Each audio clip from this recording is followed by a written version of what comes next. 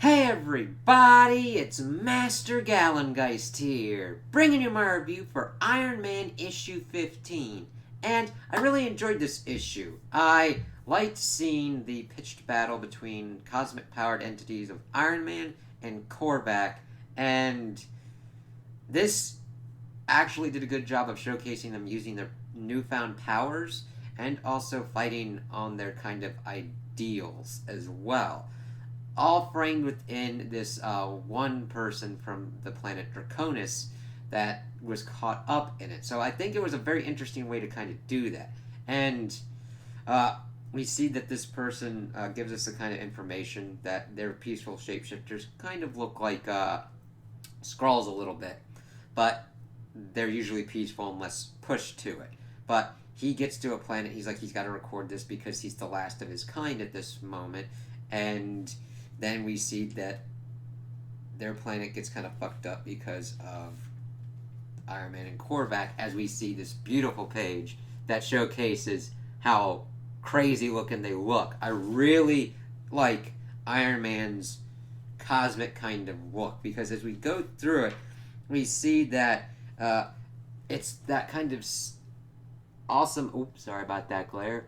That kind of tech with like cosmic power kind of stuff going on that just looks really well done here art wise, because the power cosmic does different things to different people. Also, different creative teams kind of utilize it differently. We see the kind of best versions of them in their kind of thought process here. Iron Man's in a really interesting, sleek looking suit, and he's able to do a lot of different kind of things with, well, not a lot of different kind of things. He's still mainly just using his energy kind of basis and everything. He doesn't go completely out of his way. This is more kind of like they're giant space gods throwing other rocks that are like planets at each other. It's kind of nuts. It's like, what the fuck?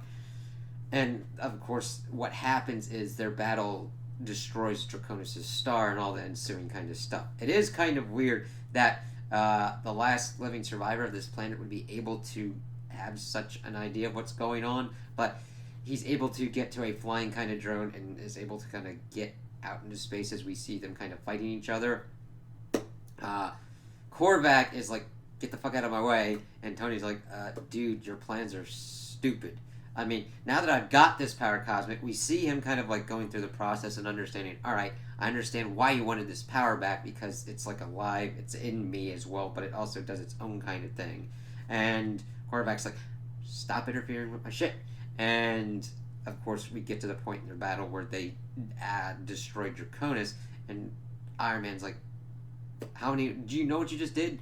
He's like, yeah, necessary sacrifice to stop your interference. And Tony's like, you're really getting on my nerves, man. You got this like simplistic freaking plan here that isn't gonna work. I've just had this for like a couple minutes, and I've got more and better ideas than you. And of course, we definitely see here that both of their egos are like amped up, especially Tony's. Tony's is like, I'm done of being called like, let's see here, this like, because Korvac calls him like weak, and his mind is weak and small. But he's like, no, a lot of people said that, but the truth is, I'm like one of the preeminent thinkers. It's like, yeah, this really amped up his ego and everything. And here's a nice page of like they are like cracking planets and shit. It's like, god damn.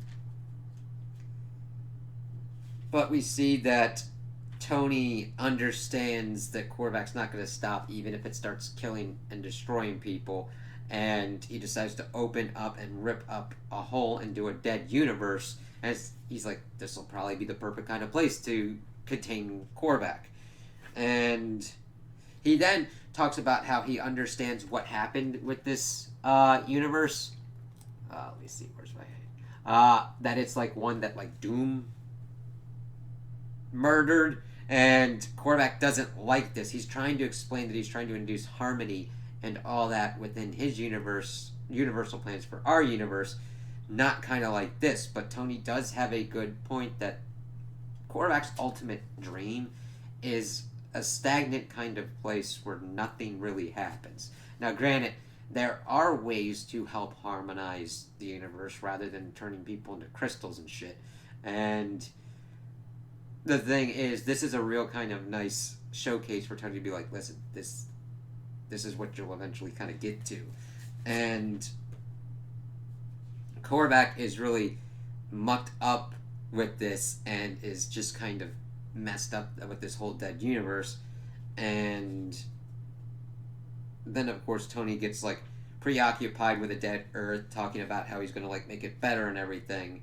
And actually, like, smashes Korvac, I think, with it. Because Tony's, like, looking at it and talking about his plans. And then the next page, he, like, smacks Korvac with it. And you're like, yeah, screw you, man. Like, it's my turn to do some shit. And that's important because then we get, like, all the cosmic entities popping up and being like, yeah, we're here for Korvac because he's been, like, doing this kind of shit enough. And he keeps disturbing the universal balance. And, like, you're coming with us. And Tony's like, but wait a minute, I thought that this universe would actually work out as a prison for him. And they're like, nah, we don't trust him anywhere we can't fucking see him. And I'm like, yeah, that's actually the smart kind of maneuver there. And then the rest are asked what they would do with the Iron Man imbued with the cosmic power. And they're like, alright, you go and do yours. We're going to be watching you, so we'll kind of see what's going on. And of course, Korvac's like, now I've got a new thing to, like, an objective, and that's to pretty much, like, take Tony Stark down. And then we see that the dude who is writing all this is like, hey, both of those brought death to my people, and then he dies. And it sucks. I mean, I wish we had a little bit more time with him, but he was more of a narrative device to frame the understanding of what we were seeing with this battle. So, I do like that kind of narrative device. I wish we'd had a little bit more of the character involved with it, but it is a kind of cool kind of shake-up where we're usually been, like, third-party observers seeing the kind of stuff of what's going on. And I can't wait to kind of see what's going on next, because this is an ending point of point of Korvac and Tony's fight, and now we're going to see what Tony is going to do with the power cosmic. And of course, the rest of the Avengers and the rest of, like, the heroes in the universe are going to have things to say, because Tony has now been given, well, not given, he took the power cosmic from Galactus' ship, and now he's going to do what he believes is best. And if you've seen Tony throughout the comics, that doesn't usually work out very well. I mean, both of the Civil Wars, now granted he was a little bit better in the second Civil War because he didn't make a clone of Thor that killed somebody and then became like, yeah, this'll be good, and then shit got real bad real quick. So hopefully they're able to, like, balance out his ego where it kind of gets a little bit out of control, but don't take him completely to the villainous kind of route. Because I think that sometimes you can, like, overcorrect on that. His ego is an important thing, but he's usually more of a hero. And it'll be interesting to see what they kind of do and what kind of other powers he does. Because, granted, I can be all right with him just using mainly his energy-based powers within this fight, because he is not that used to what he can do with the power cosmic at this point. So we'll see what other things he can kind of do in the next couple of issues and everything. So, those are my opinions on the issue. Tell me what you guys think in the comments below. If you liked it, if you didn't like it, if you agree with me, if you disagree with me. Also, like and subscribe, and I hope you have a good day.